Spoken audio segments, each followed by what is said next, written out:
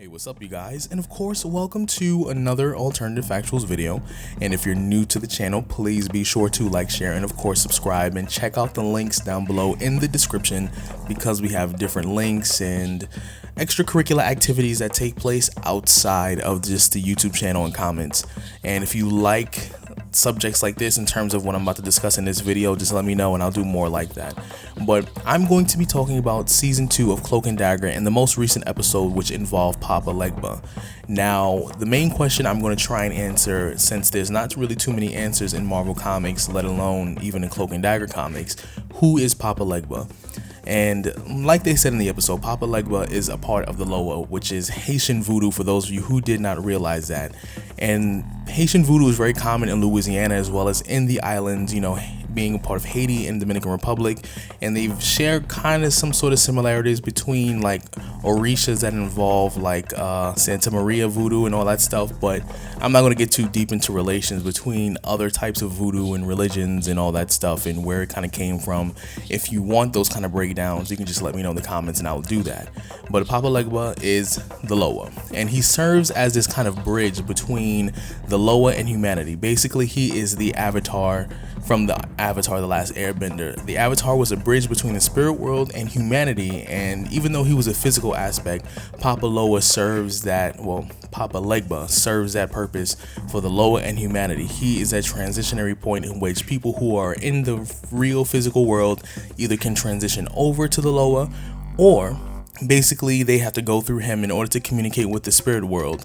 And I'm gonna butcher this because the spirits of, I think they call it Guini, that's how you pronunciate, I guess, the name of the, that's basically the spirit world, that's what it's called. But yeah, let me kind of dive back into what I was saying. So he does have like, different appearances and kind of what he represents, and he usually appears as an old man on a crutch or with a cane, wearing a broad brimmed straw hat and smoking a pipe or sparkling water.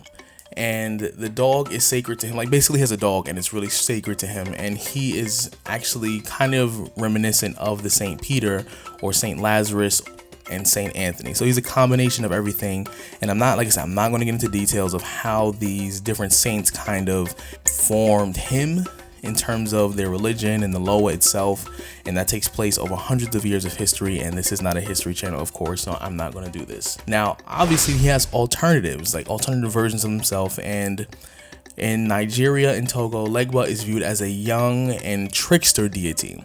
So this is the concept, well, this is the part of the conversation that I actually want to get into because I'm very interested in it, simply because he seems to be displaying those traits in Cloak and Dagger.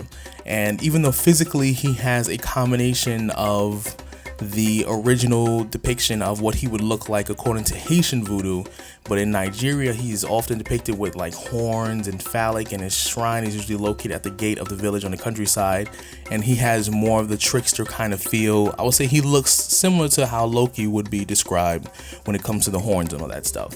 Now since I got all that extra stuff out the way, or at least the foundation of the conversation, let's dive into what I really want to talk about.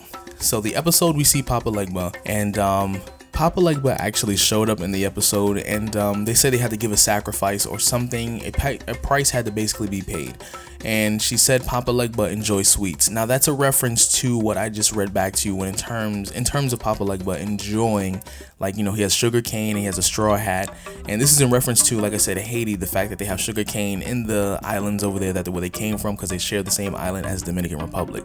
But not going to get into that. Now, they gave the candy because he enjoys sweets, but Papa Legba can shapeshift in the series at least. So Papa Legba can show up as a younger version of Tyrone, or O'Reilly's ex-fling from the police department, or whatever form he decides is necessary. Now here's what makes this really interesting in terms of the character of Papa Legba, in terms of his power and the magic itself. And Papa Legba is considered, like I mentioned before, someone who is a gateway keeper, someone who is between a transitionary point between the real world and someone who is trying to go into the Guini, which is basically the spirit world. So Papa Legba is serving that point, at least for Tyrone, because remember, his powers allow him to tap into the dark force. Now in the series, His power has not been defined as him tapping into the dark force, or it hasn't been defined as Tandy tapping into the light force. As of right now, we don't know what kind of source of power they're drawing from in the series. All we do know is that their powers are coming from alternate dimensions, at least Tyrone's is. So we know that for a fact, at least for Tyrone. And even though they gain their powers through scientific means, some sort of accident on the oil rig, somehow their powers have linked them to a supernatural aspect of the Marvel Cinematic Universe in terms of their TV shows. So Papa Legba is an interesting character nonetheless, and I do feel that Papa Legba is going to be a heavily hinted at character in terms of how important he is in developing the plot and going forward in future seasons. So besides the fact that he's the gatekeeper and they have all that sacrifice and all that good stuff and all that, you know, hemoglobin, but what makes this a fun concept is that even though Papa Legba is a gatekeeper, he also has been defined in alternate, you know, aspects of the world, like I said, in Nigeria, as a trickster. And from based on what I see in the show, and as also what we see from the body language of Papa Legba might be a part of the Loa where it's like, okay, this is someone I feel like I can benefit from. I will let them do what they need to do if it benefits me. Basically, he serves no one but himself, which means he can potentially be a problem when it comes to Tyrone's power on more than several occasions in the show. So, as we know already, Papa Legba has taken the form of Detective O'Reilly's ex-fling, showing the bloody body of what he looked like when he was found in the refrigerator. So if we actually take an analysis or a deep look at what we know about Papa Legba so far, is that even though he is the gatekeeper and he allows certain spirits or certain parts of the Loa to communicate with the real world and vice versa, he has the ability to allow people in and out and cause chaos if he so chose to, because that is his duty as being the transitionary point between the Loa and the Guini. So we might potentially see Papa Legba being either some sort of a villain or someone who is working for his own gains, because he is someone who requires a lot more than just simply a candy bar. His sacrifice, or whatever the sacrifice someone gives to Papa Legba, is all dependent on how Papa Legba feels. And if you've read to any of the history of the Loa and the spirits and the Guini, often more than not actually, a lot of these spirits require a lot. They're very greedy. And the whole purpose of Evita's role and Evita's aunt, and the reason why that their vision was very important, was because they were basically priestess, and they were people who helped focus and contain the Loa so that way they did not overtake what they didn't need.